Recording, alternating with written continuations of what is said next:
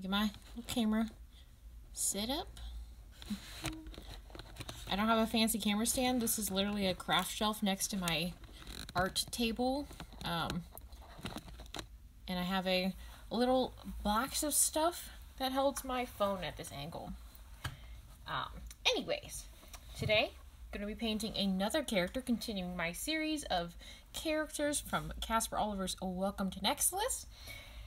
And today we're going to be painting Winter Dwyer, one of the two Dwyer twins. Her brother is Walter Dwyer, and her niece is Lily Dwyer. So, I'm gonna get my little paints out.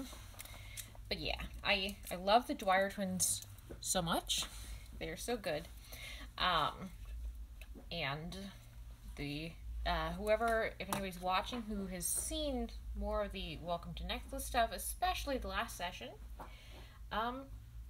Dwyer's had some nice times with some of the player characters. There were some very sweet scenes, very sweet and soft scenes that I was very here for. I'm not going to give anybody any spoilers, so if you want to watch that, the last couple sessions of it are still up on Casper Oliver's Twitch, which is Casper Oliver VO. And you can go on Casper's YouTube channel and watch all the view-on-demand versions of all the sessions, because I think there's been like 4 sessions, I think, if I'm remembering correctly. 3 or 4 sessions. So, because of that, you can check those out on Casper Oliver's YouTube channel. They're divided into a couple parts per session, because the sessions are like 4 to 6 hours. So, there would be a very long video if it was all just one video. So, yeah. But yeah, you should totally check that out, because I'm not going to give you any spoilers about the soft, sweet scenes. But if you like sweet, gay scenes with awesome D&D characters, then you should totally watch it, because you will definitely not be disappointed. There is so much softness and so much sweetness. Alrighty. Get my paints open.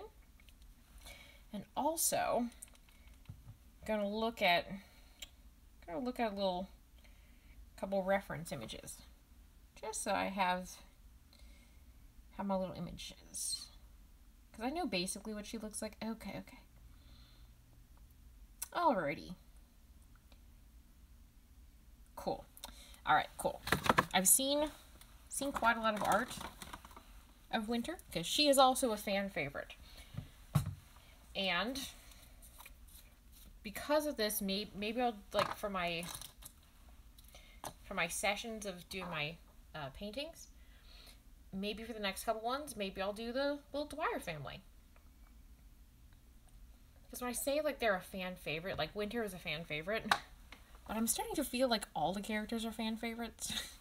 like all the characters are so good, and I've never seen a character in it that people were not hyped about. Even some of the characters that they're not the nicest people. People are still hyped. For example, Mayor Roger. He is also becoming a fan favorite, for a variety of reasons.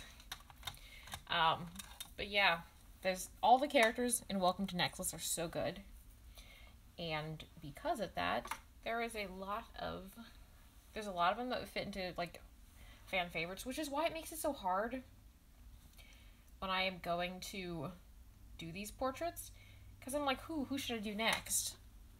And it's hard because, like, I love Richard, so I was like, okay, I've got to do Richard first. I just have to, because I love him so much.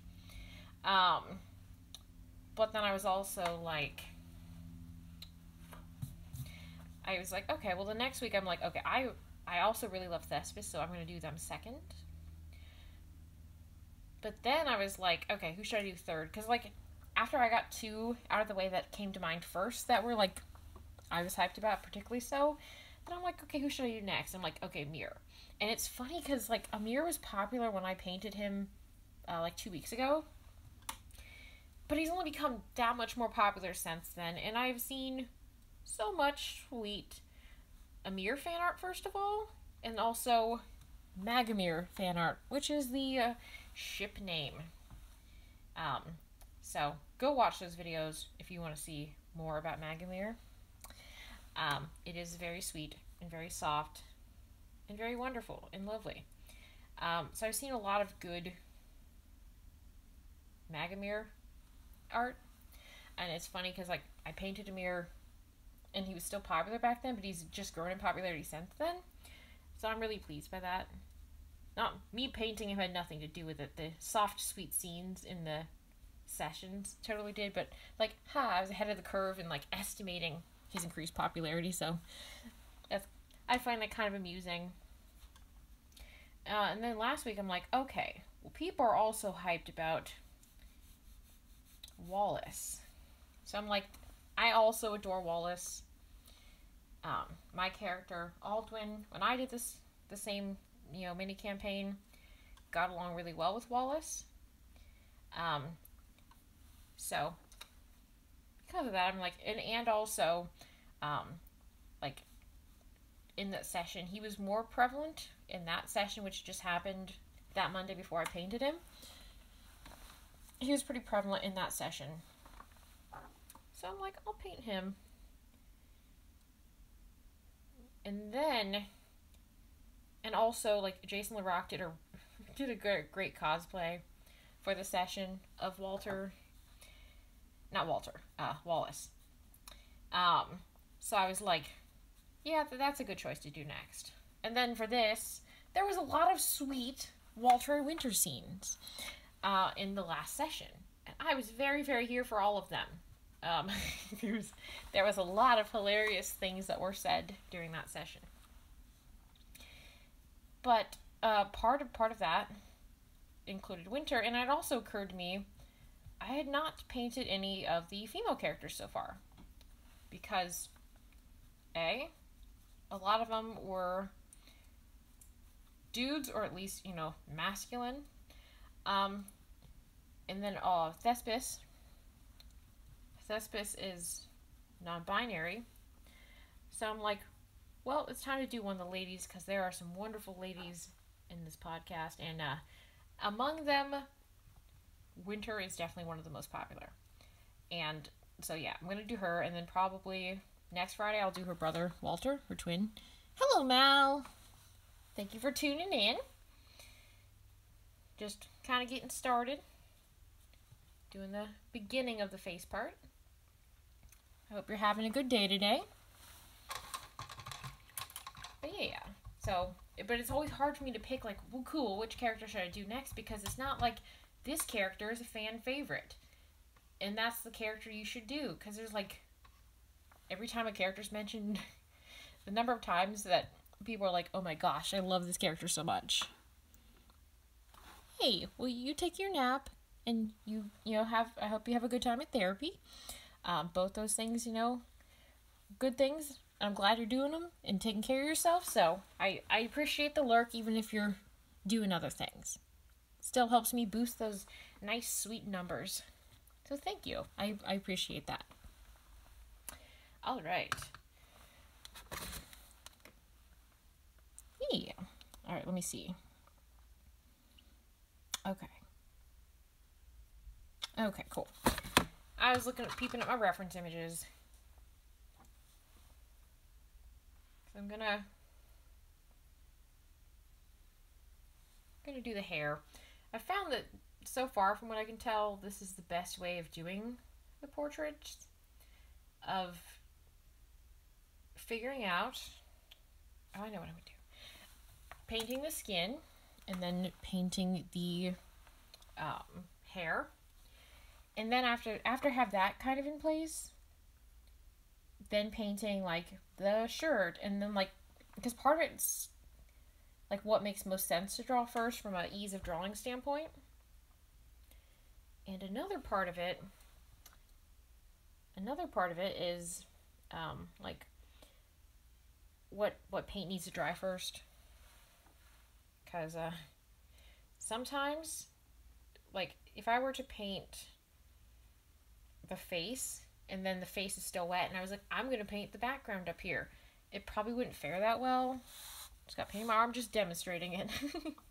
It probably wouldn't fare very well because the paint would be wet and I'd be trying to paint like an intricate background up here. Or the same thing if I painted, an elaborate shirt thing, and then I was just like, I'm going to go straight to the face. Not good. Especially because you have to kind of, stabilize your hand or your arm to draw a lot of face things. I mean, you can draw stuff like this, but it's good to kind of, have a stability in it so your hand doesn't shake. Hello, Nicole. Oh, thank you. I appreciate that a lot. I'm glad that you're making it a routine. That makes me really happy. Thank you. I'm also glad that I've been able to have a regular Twitch streaming schedule. Different weeks, like last week I had some errands I had to do in the afternoon, so I'm like, well, I still want to do my stream, so I'll just do it earlier. It's easier for me to do it a little bit earlier than later. But I've been glad that I've, picked a day and a time that's worked for me. So, yeah. I appreciate you tuning in to watch it. I know we talked about this a little bit last time, Nicole, but I got my new microphone, and I finally got that in, so I'm still going to get it set up and figure out, where I want to set it up and stuff, and figure out how to work it. I need to also see if I have a cable to connect the interface into my computer. I think I do. But anyways, yeah, I have all that stuff now. I'm really excited about that. Because I have some auditions and stuff I want to record. I'm like, I have a nice microphone though. I can use this new microphone now. I mean, there might be a learning curve in figuring out how to get the best sound from it, so if I have to audition with the microphone that I have currently, then I will. But I will see if I can use my new one. And if nothing else, I can be like, hey, I have this microphone, but I also have a better quality one, so, because I feel like that would be okay in the circumstance of the audition. So, but yeah, I'm very excited to get that set up. Yeah. The interface didn't come with I'll have to check. I don't think it came with any cables. With the microphone, I got the cable to connect I got the XLR cable. So I have 2 XLR cables now, but I'll have to check the box, because I did take the interface out of the box, and I looked at it, and I was excited about it. But I don't know if, at that point, if there's, because I know there's other stuff that comes in the box, and I don't know if I looked through all of that. If not, I know it has, a headphones jack. I think it has some other stuff in the back. I looked at it and I was like, oh, cool. And then I had to go do something and I didn't get to, play around with it. So I will definitely check the box. So, yeah, if it doesn't, I do have an 1/8" cable around here. I don't think I have, any other cables that would connect into my computer. But I'll have to see. I'll definitely have to check the box, because again, I got excited. I opened the box. I'm like, ooh, cool interface. And I was looking at that, but I wasn't like, oh yeah. Yeah, I would think it came with one. I did get a really good price on it. It was new, but I got the lowest price that I found online on it. So, because I got such a good price on it, if I have to buy a cable, if it didn't come with one, that's not the end of the world. But yeah, I hope it did come with one. I'll have to check the box. Like I said, I got excited. I was like, oh yeah. I didn't look at all the stuff that came with it. But if not, I did get a really good deal on it. So, if I do have to spend a bit more to get the cable, that's fine. That's fine with me. But yeah, I'm excited to get that set up. Because, once I get that set up, I'll know that my microphone is, dialed in, so to speak. And then I'll be able to, perfect my room treatment. Because I know that's something I do need to work on. And, with my podcast that I'm working on writing, I know I'll be a lot more motivated to actually get around to making it when I have a good microphone. Because I won't have to worry, like, does my microphone sound bad in comparison to, like, other microphones? And it'll make, because I'll be like, hey, now I actually have the equipment I need to make this. So, I will be more motivated to finish writing, because I'm almost done writing the first episode. And I know what happens in the second episode, because it's going to be a continuation, kind of the first episode. Because what I've decided to do, like, it's not set in stone what I've decided to do, but what I'm thinking about doing is, originally I was just going to do my comedy podcast once a month, but I did a poll on Twitter, and a lot of people said that they would rather have a twice a month podcast that was shorter, because I was like, would you rather have a 30 to 40 minute audio drama episode once a month, or a 15 to 20 minute audio drama episode twice a month? And I think like 70 something percent, like 71% or something, chose the rather have shorter episodes more often, and like 29% or something chose they'd rather have a longer episode once a month. So that was a general question I was asking for my own research and other projects and stuff that I want to work on. Would you rather have shorter content more often, or longer content less often? But a lot of it was about my comedy podcast, to be honest, because I was like, if I'm going to write a, let's say a 40-minute episode, 30 to 40-minute episode, and it's going to happen once a month, the amount of labor is roughly the same, beyond additional promotion, of like, I've got a new episode out. The amount of editing is going to be the same, because it's the same amount of audio, and the amount of recording and writing is also going to be the same. And I'm like, keeps people, they aren't going to forget about it if it comes out more often.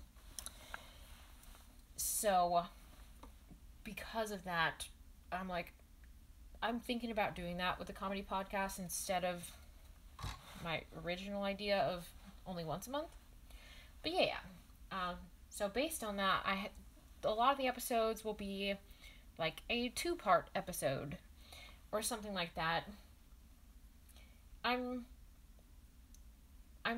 kind of leaning more towards telling a more contiguous story, of not so much being like a lot of sitcoms and things like that. It's like, here's a situation, plump, and it's not so much part of, a continuing plot. They'll reference back other episodes, and they'll have some things that are, episodes based on the other episodes, like a continuation. But a lot of the times it's also, from what I've seen, just like, here's a situation. Here is, what the characters are doing. So it may be like, there'll be some days, obviously, that are skipped because they're boring and not relevant to the plot, but kind of, rather than like the first episode is Finley, the main character, moving to the new town. And the second episode is a continuation of that, but it's not going to be like, alright, episode 3 is, them doing this other random thing. Like, Finley goes to the park. Like, it's not, I don't think so much it'll be like that. I think it'll be more so like telling the story of like, okay, well, this is what they do when they first move to town, and telling a story that, is one thing after another, but one that also, again, doesn't need to show every single day in this town, but is a little bit more like, okay, well, then this happened. So it's all kind of like one continuous story. I'm thinking about that with it. Let's see what... Yeah, exactly. With a cheaper gear, I don't expect so many of the benefits.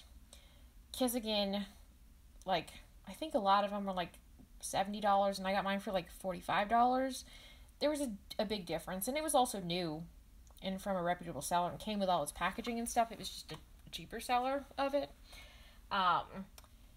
So because of that, I was like, if it doesn't have the cable, I can definitely buy a cable and still be spending less money. than I would have spent getting the other one that was a more expensive listing for it. I was like, I'm just happy to get such a good price on the interface, to be honest. Because it's the Euphoria interface. And I'm very excited about that because I've heard it's a good one. And I'm also excited because this is my first XLR microphone, so for me it'll mostly be interesting to see like what the different quality is. Especially considering, like, I've used XLR microphones for my work at the Murder Mystery Company, but that's not, recording situation. Yeah. I got it on Amazon because I was looking, like, there were some on eBay and things like that, but they still weren't as cheap. And I don't like having to buy stuff on Amazon, but there are times, like, I don't have that much money, and if there's something I can avoid buying on Amazon and buy it from a small business, I'm going to do that. I don't buy gifts and stuff for the most part on Amazon. If I want gifts, I, go to Etsy unless it's something I can't find on there. But if I'm like, I'm going to get my friend something, like, I go on Etsy for that. And I try to support small businesses as much as possible. But when it comes to me saving a chunk of money, getting gear that I need to support myself, being a, small queer creator, I'm like, well, if it comes down to this, I'm going to get probably more benefit out of the money I'm going to save than the amount of harm it's going to cause in the scheme of Amazon. So then I'm like, I'll buy it. But yeah, it was a great deal. Because again, a lot of them were like $70 or $80, and I found a listing for $45 and it had free shipping. Not prime shipping, but just free shipping. And it got here pretty fast. So, yeah, I was very excited to find that deal on it, because when I heard about interfaces, a lot of them were pretty expensive, and I'm like, well, if I have to get this, I'll get it. But obviously, if I can save some money, I want to save money.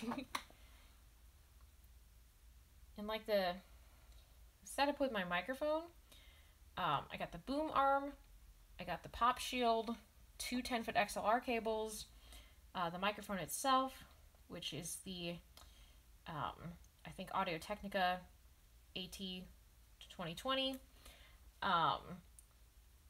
And then I have the, it also came with, the microphone, boom arm, pop screen, two 10-foot XLR cables, and the microphone itself. And that was $120. And I'm like, that's a good price.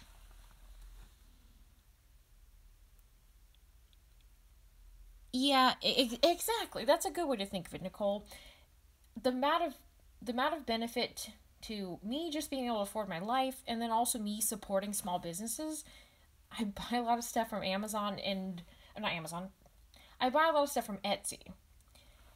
And I use extra money I have to, like, support my friends and other, queer creators and, BIPOC creators and disabled creators and things like that. So me having the extra chunk of money to do those type of things with is a lot more important than the tiny bit of harm in the scheme of how many people are buying stuff on Amazon. All of it adds up, obviously, but me spending a little bit of money on there when I have to, if it's something which I can't find other places, or, I am going to save a big chunk of money, like that much money on something, in the scheme of things, I'm going to do more good with it than the little bit of harm that's going to cause in the pool of everybody else spending a lot of money on there. So that's how I, justify. And the same with, like, if I'm going to buy let's say that there's an ebook or something, particularly if it's an ebook by, a marginalized person, someone who's marginalized in some way, then I'm going to, like, if the only place I can get it is on Amazon to get, like, the ebook, I'm going to do it because the amount of benefit that they're going to get from getting the book sale is a lot more than them not making a book sale because I refuse to, buy it off Amazon. It's going to benefit them more for me to spend that little bit of money on them, and they get their 30 to 70% royalty on it if they're a self-published, author. If there's nowhere else to get it and that's the only place it's at, then I'm like, well, this is going to benefit them more than it's going to, the lack of it's going to hurt Amazon. So I will, that's another thing. Like, I'm still supporting a small business, even though I have to support Amazon in the process. And like, a lot of my own books are on Amazon, and unfortunately that's the only good way for me to get a lot of the books that I've written printed in paperback without having to order copies of them, because that would never, I would never sell them if I had to order, like, you must order 50 copies of this book. Because I have more than 100 books that I've published, and I can't have all of them, you know, like, I have a minimum order quantity to get these books printed up. And I don't want them to cost like $20 each either. So I do self-publish through Amazon's CreateSpace, and they do print the book on demand and bind it, and it's a nice system. The books do come out nicely. And I don't like people having to support me through Amazon, but if people want a paperback book, that's unfortunately what they have to do for now. I am working on moving all my ebooks over to my own website, where you can, you know, buy a PDF of it rather than having to buy the ebook on Amazon Kindle. I am working, like, they'll still be on Amazon, but I'll not promote them so much on there. Promote them to come to my Shopify store. I do put some of the things on Etsy, but just because of the sheer number of books I've published and the fact that, like, not all of them have sold particularly well. There's some I've published years ago that I don't think I've ever sold. I don't want to, you know, have them clog into my Etsy and have to pay 20 cents a month for all of those. I mean, 20 cents for 4 months. So I will move them to my Shopify store, which is just shop.ashleycraft.com. I only have like 2 books in there right now, but I do want to move all my books onto there. Well, not move them, but have them available there and then promote them there, so people have a nice, more sustainable place to purchase all my ebooks. The paperback ones will still have to be on Amazon, because again, that's the only way I can have them printed, and some people, you know, really do prefer a paper book. So I still want to have that option, but that's how I think about it for now, at least. You know, doing the best that I can with the way the system is set up, and, you know, like, the availability of things and accessibility of everything. So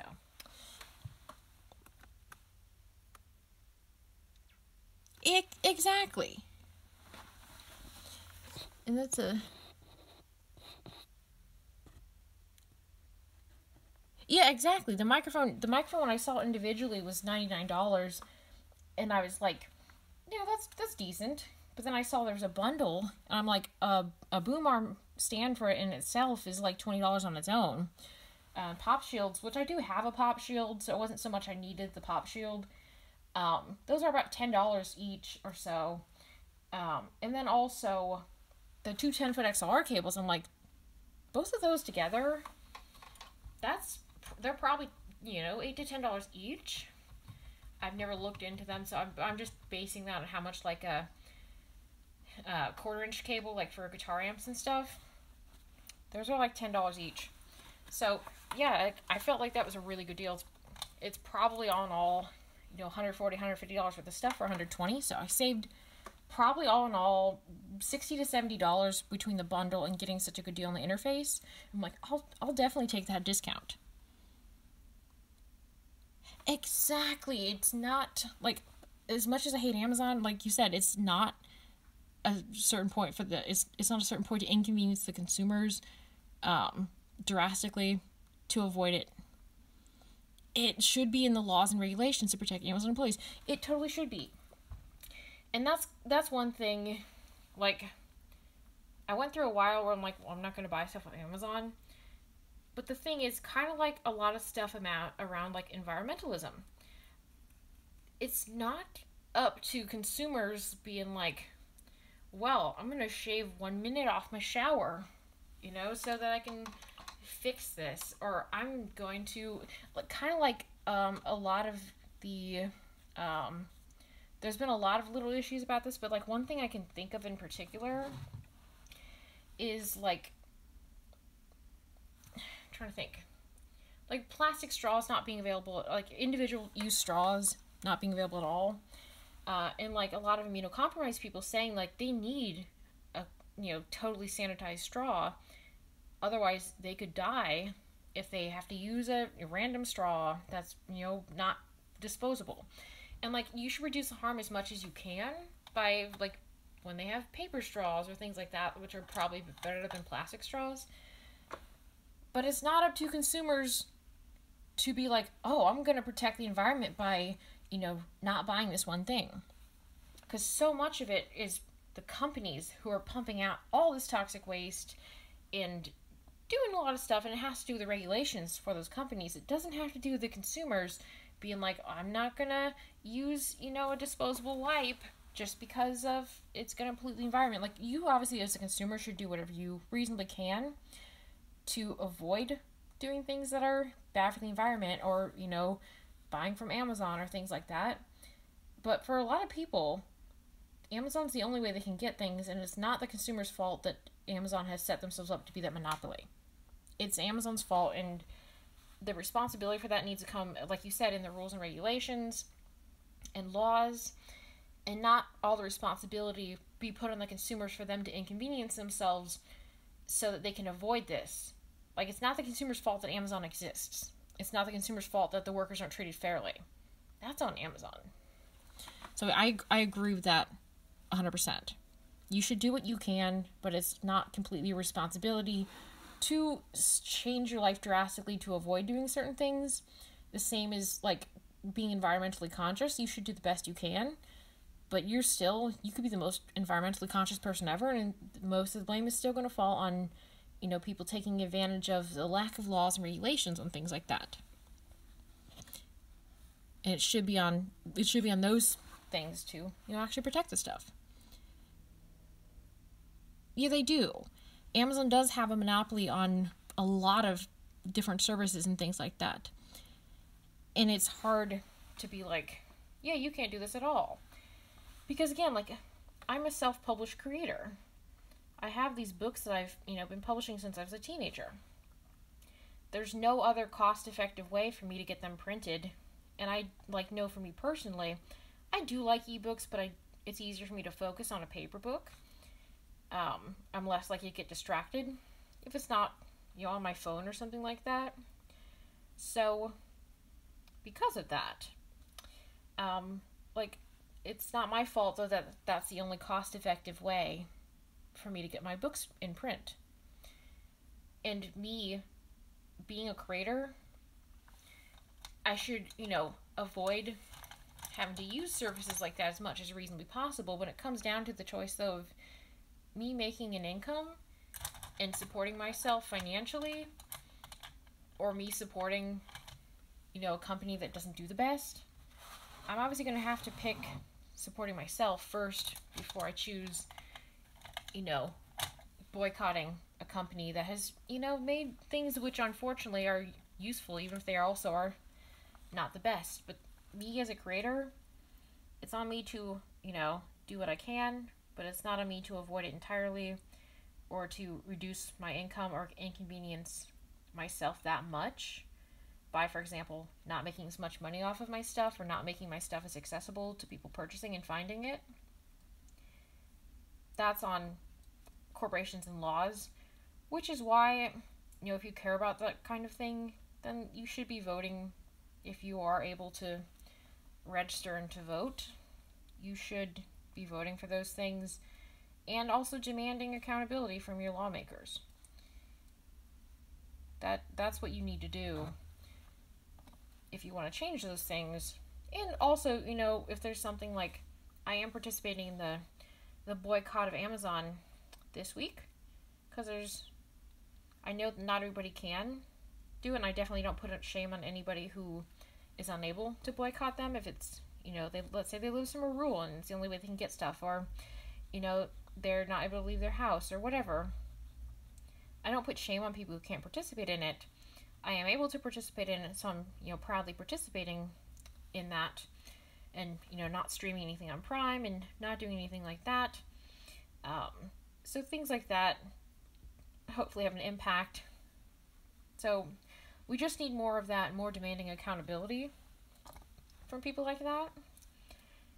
That's our best way that we're gonna, have the best end result for us without putting all the blame on ourselves to kind of bear the punishment of we can't use Amazon because Amazon's evil.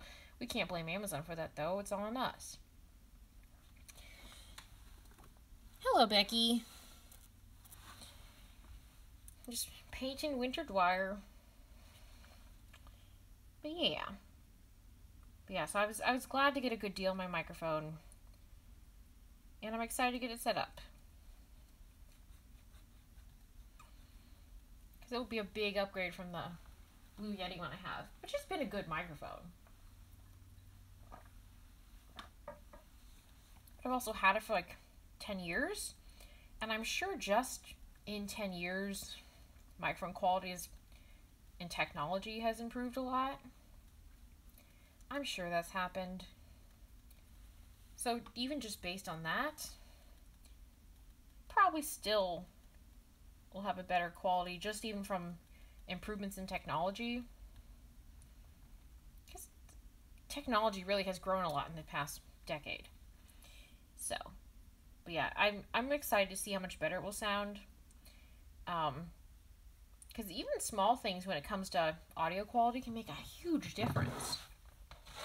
I remember the time that when I started to play electric guitar, I had an amplifier, and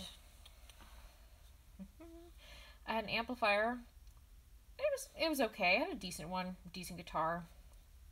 It was fine. But the thing is, like, I had a cable, and like my family didn't have that much money at the time, and I didn't have a job because I was just a teenager. My dad got some, like, they were like $5 or $6 cables online. This was about a decade ago, and they were the 1/4-inch cables that you use to plug the guitar into the amplifier. And they were decent. They were fine. But like almost 10 years later, I was like, well, what if, because I was like upgrading some of my equipment. I was like, well, here's a good price. Here's an $11 Fender brand amp cable.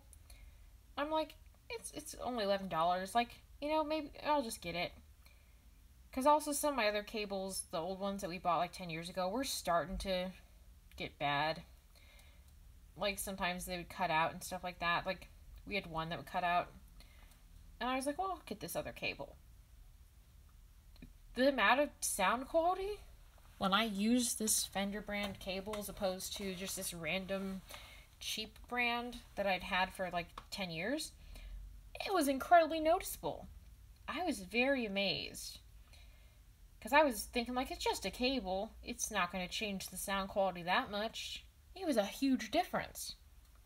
I was like blown away by it. And like even with several different electric guitars I owned of varying, qualities and things like that at the time, some of which I've sold since then because I just didn't need them. But I tried it with multiple guitars, plugged them in with the old cable in the new Fender one.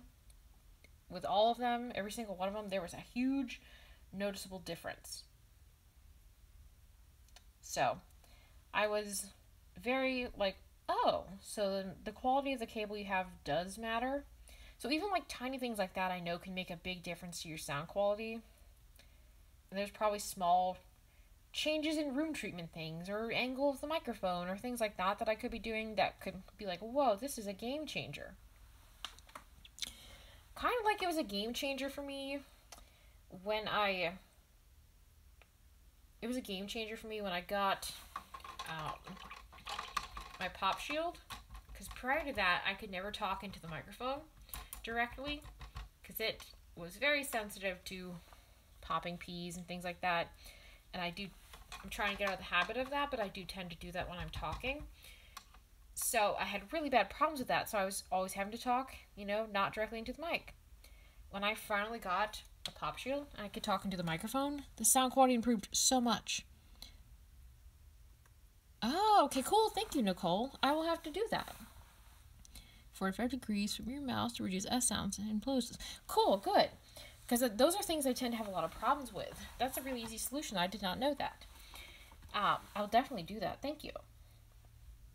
Because like I've tried, if there's something like when I'm recording the credits for Jar Rebuke, I try to, if I know there's a P sound coming up, I try to just say it a little softer so that it does not make a plosive. I don't have to edit it. And I got better at talking better into the microphone, so that did help. But I do on S's and things like that. It does tend to make the sounds. An audio engineer told me that if I tried that, and I tried, and my mind was okay, cool. I've never done that, because also, like, and that's another point. I think it comes off the stand, so I could use a boom arm or something for it. I'm pretty sure it does. I've never tried the Blue Yeti. Let me take a look at it, because it's right here. Yeah, it does have a thing where you can put it on a microphone stand. I've only ever just had it on the little stand that it comes with. And it's kind of hard to get it at 45 degree angle without like a boom arm or something. I'm excited to try that now. He also said for whispering, put it at 90 degrees, so like by the side of your mouth and get really close. Okay, cool. That makes sense. I think actually I've seen like people who do whispering for ASMR and stuff like that. They'll have the microphone, like if this is the microphone, then this is their mouth, and they'll be like, it'll be next to the side of their mouth. I'm pretty sure I've seen that before. That makes a lot of sense though. Cool. Thank you. Those are really helpful tips. I'm excited to do those things now. I'm hyped about those. Really just hyped to have a better quality microphone. And again, I can figure out the things that I'm supposed to do, like to make my sound quality better. I can figure that out once I finally have a microphone and a setup that I'm like, this setup is good. So if I'm not getting the results that I want, it's not because of my microphone, it's because of my room treatment. That's what I'm excited about. But yeah, I just got the microphone finally yesterday, so I'm really excited. Like, I might play around with it tonight. If not, I'll play around with it soon. But yeah, I'm really excited about it. And I definitely appreciate all the tips and stuff, Nicole, so I thank you. I think if D is in front of the mic, the air and the actual sound ratio would be really... Okay, that makes sense. If it's to the side, then it doesn't catch the air, but catches the voice. Okay, cool. That does make a lot of sense. Yeah, whispering does have a lot of air. That makes sense. Thank you. And then, again, I know there's tons of things like that I don't know, so I appreciate any knowledge about stuff like that. Because, like, just small things like that even would have a huge difference in sound quality without changing anything else even. And, like, when I have a good setup and I audition for something, then I'll also be able to, hone in on my practicing my voice acting skills and things like that, because as it is with the microphone and setup I have now, I've even been aware, like, this doesn't sound that good, and it's not so much because of the voice acting as much as it is the microphone. I know there's a lot that I don't know about voice acting yet, because it's something I've just started doing, and I know that I'm not like, yeah, I know how to do this. But because of that, though, I do know that there are, like, if I get the microphone stuff, like, okay, cool, my setup sounds good, then I'll be able to focus more objectively on my actual voice acting skills. And when I audition for things, I'll know that it's, if I, don't get cast, I'll know that it wasn't because of my sound quality. It was because maybe I wasn't the right person for the part. Or, whatever else. Maybe my skills weren't up to par. But I'll know, if nothing else, that I have all the technical parts of it down as well as I can. Thank you. I will definitely message you if I have questions. Yeah, having good setup is important. Worried about my plosives and my energy. Exactly. That makes a lot of sense. And now you mentioned that, I'm sure, me reading the credits is the only, stuff I've done so far. And it's not so much about the acting. It's more just reading the credits in a voice that sounds legit. But that makes sense, because, again, especially with a big block of text, and that was something I was worried about with recording my podcast. I'm like, I'm going to be recording, a 20-minute episode. First of all, if I have a lot of plosives in it, or distortion because of plosives, it's going to be annoying to edit, because I have gotten better when I'm editing at just finding the little spike in the audio and then just turning down the volume just for that little part and blending it, so it doesn't sound weird, but so that that little peak is limited. I know there are peak limiting in like Audacity and things like that. Still figuring out how to perfect actually using that. And I also know some auditions don't let you do any editing to the sound. They literally are like, you must give us a raw file and not put any equalization or anything on it. So like you need to just have your stuff down from the first place. But I've seen projects like that. So I am like, yeah, I do need to get better at that. But yeah, that makes sense that if you're trying to talk like, oh, I'm gonna not make plosives, and then you're gonna focus on that and not focus on the acting. That makes a lot of sense. So that is something that will be nice to not have to worry about,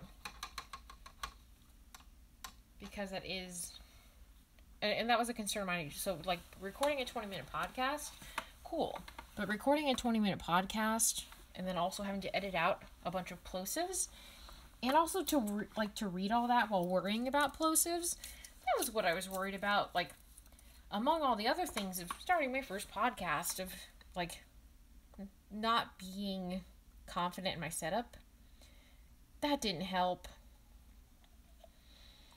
Not being confident in my setup, and also being worried, like, I'm going to record this whole thing, and like, what if there's a bunch of plosives and I have to record it a whole bunch of times?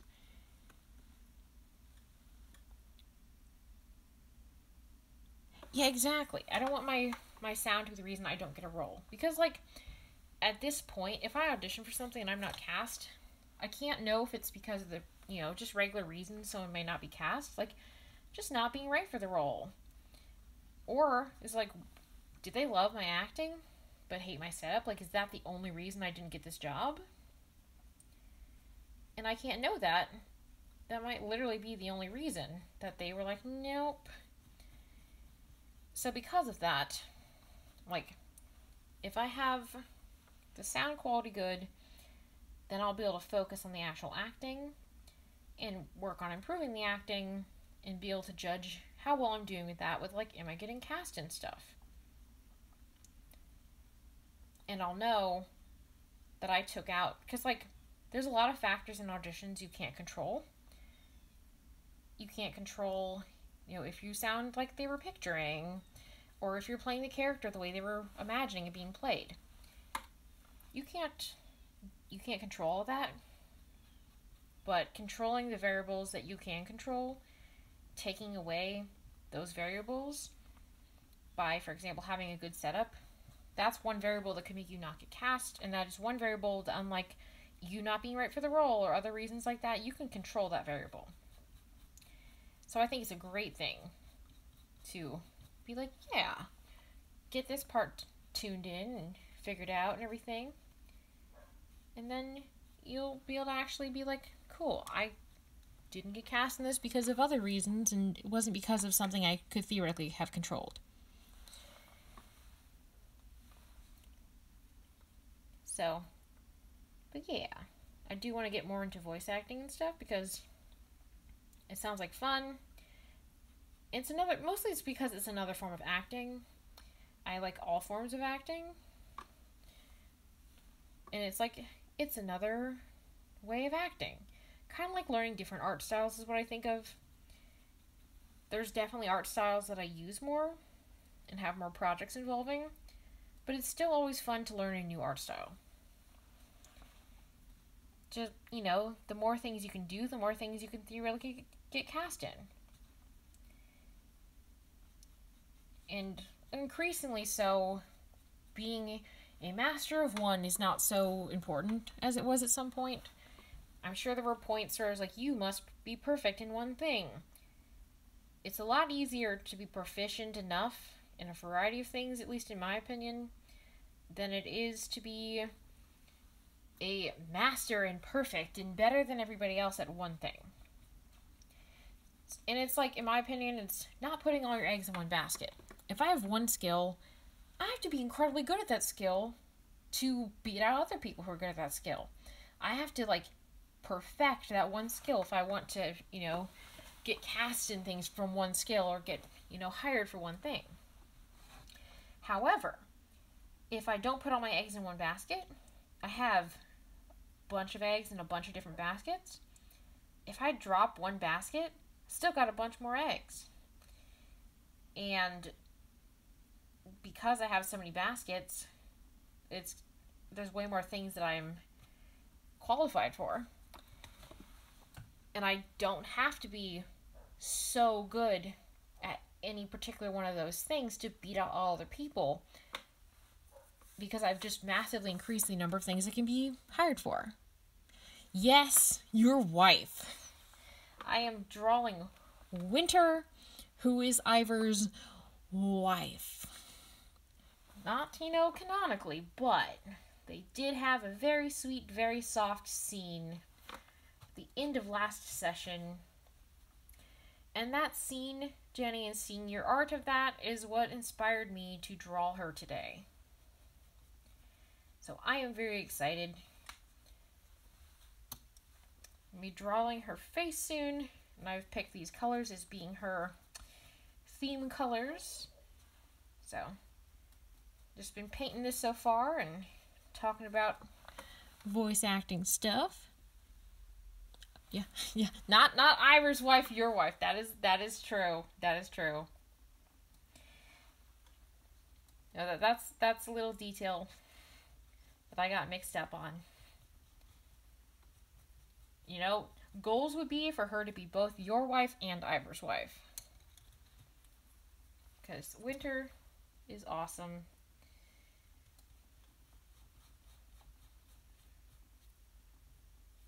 And if nothing else, at least she understands machines. Little bit more than Walter. Yes, you need to draw more ship art. Your art of them was so sweet. I was just like, oh my gosh. When I saw it, I was very excited.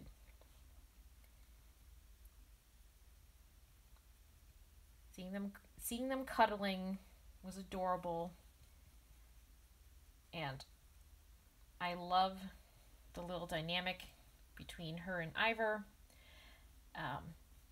So yeah, I definitely am excited to see more art of that whenever you get around to drawing it.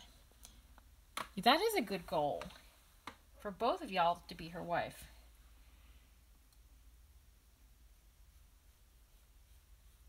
Because she's just super cool. She's super badass. She's gorgeous. She's strong. Beef 2 with gun, It's funny. She has it all.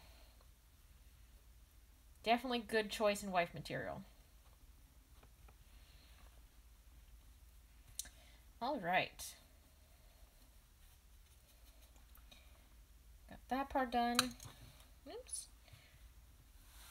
I've been better recently about not letting my paint dry up on my paintbrushes.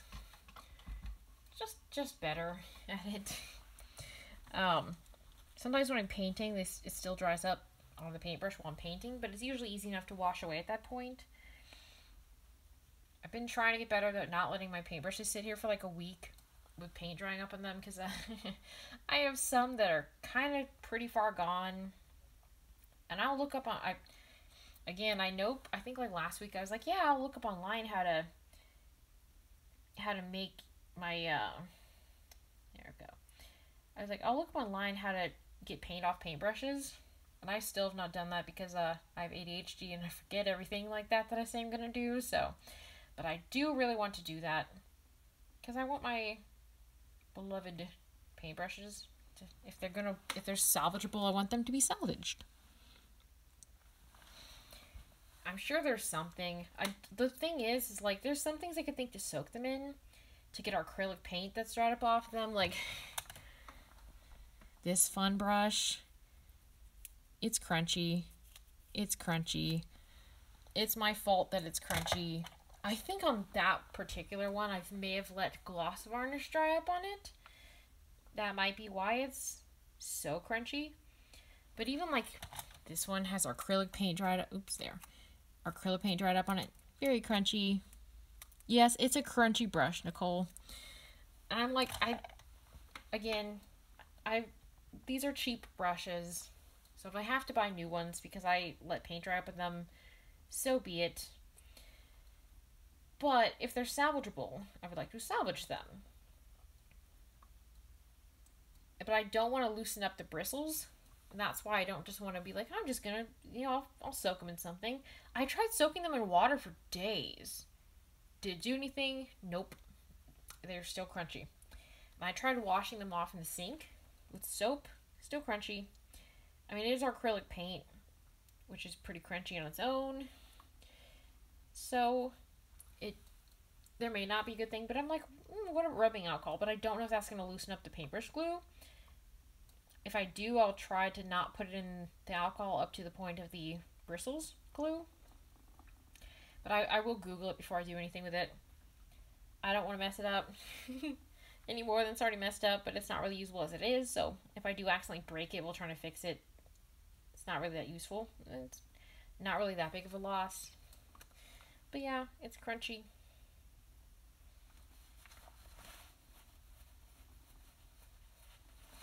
All right. We have that.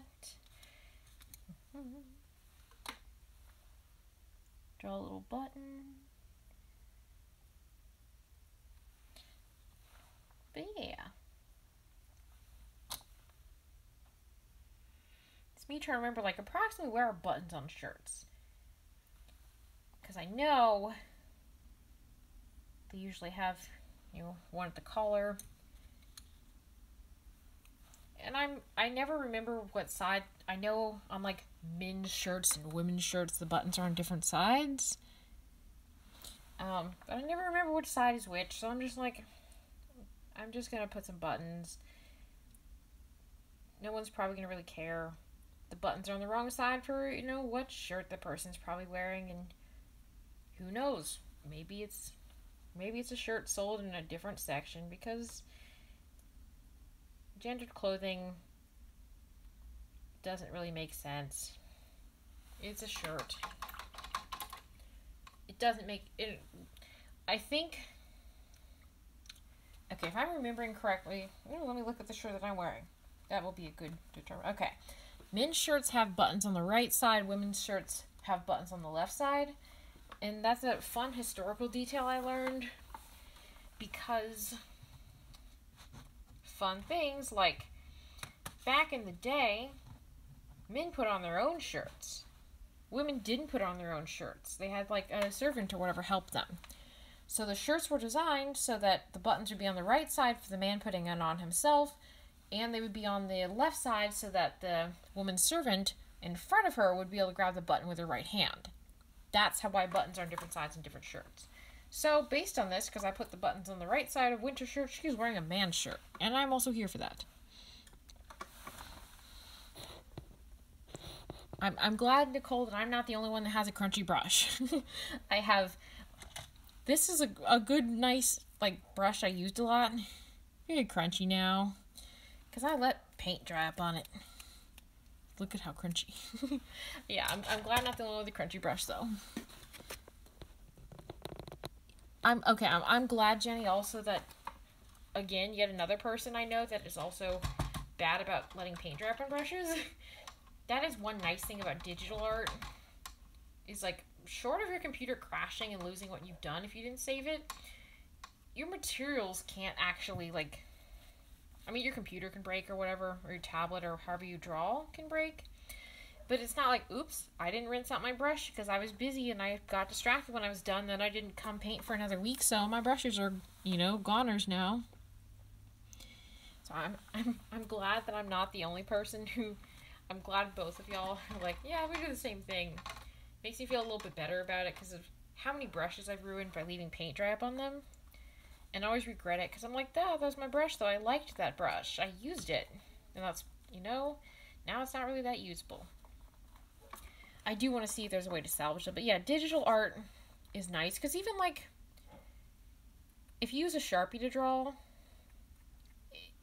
they run out of ink eventually, and then they get scratchy and have to throw them away. So I'm always like, what if I run out of Sharpies? So I just have an excessive number of Sharpies because I'm afraid of running out of Sharpies. So I'm like, that's one thing in digital art that you have to do. And like, one thing I do want to do soon is get a drawing tablet, because I would like to get more into digital art. So yeah, gendered clothing is definitely bullshit. It definitely is. It's literally like a shirt. It's like, why should it have a gender? Why should, like, there might be a pattern that may appeal to what, you know, stereotypically another, you know, certain gender likes. And that's fine if someone's that gender and they're like, ooh, it's a flower pattern. I'm feminine. I want to wear that. Like, I have no problem with that. But the fact of clothing being sold in different sections and being like, this is a shirt for this gender. This is a shirt for another gender. That just doesn't make any sense. It's literally a shirt. It's literally something that anybody can wear. And like, yeah, there's like tapered cut and stuff, but it shouldn't be called women's cut. It should be called like fit cut or tapered cut or whatever. That's something which it's also annoyed me, because the same item will be sold in the men's section and the women's section, but it'll be so much more expensive in the women's section and poorer quality. You should wear what you want to wear.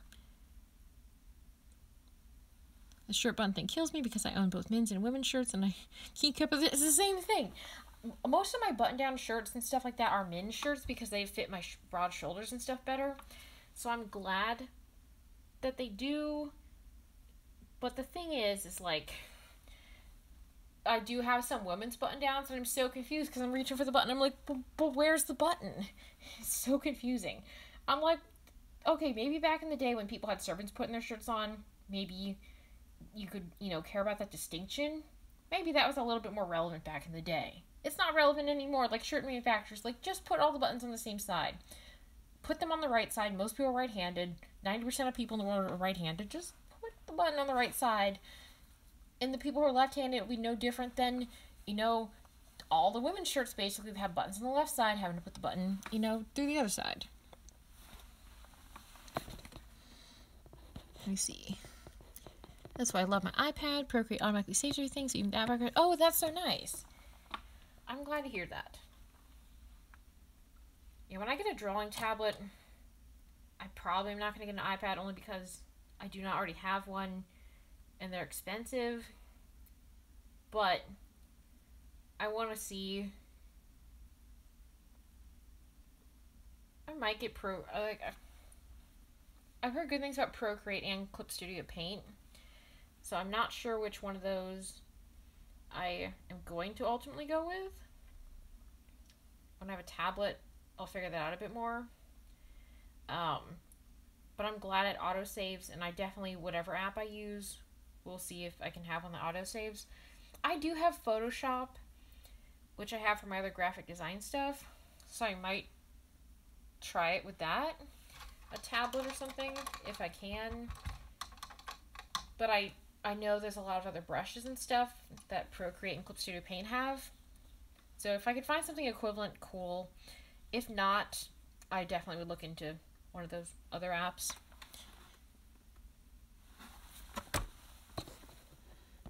Let me see.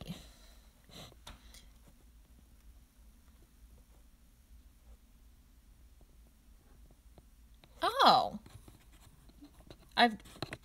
So is that the kind of tablet that doesn't have a screen on it and it's just like a kind of like a stylus pad and you draw on it? Is that what it is, Nicole? That's if that is what it is, that would be awesome. I would love that. Thank you. That's really kind of you. Okay. Yeah. Yeah, let me message you about that after that. That would be awesome. Thank you. Cuz like I might be able to get the hang of it. And like even if I can't get the hang of it, at least I'd be like, oh yeah. And like, I feel like I could. Because I have, like, really good hand-eye coordination. Like, I inherited that from my mom. So, but that would be awesome. I definitely want to message you about that. And I'm like, I'll pay for you to ship it and stuff. Thank you. I really appreciate that. That would be awesome. Let me see. Yeah, I'm sorry that clothes are not cut to fit curvy people who have big chests. That is a problem. And that brings me back to another beef that I have with gendered clothing.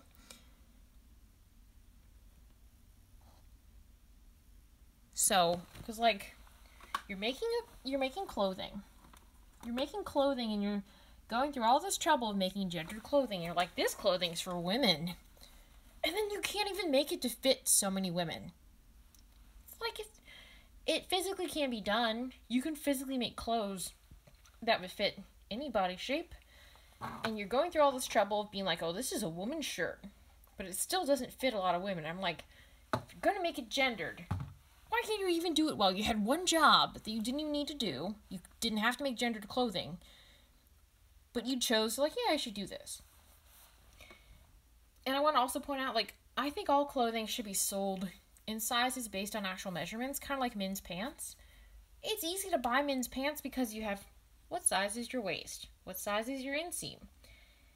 And, like, as long as the legs, aren't too baggy on your legs, you're good to go.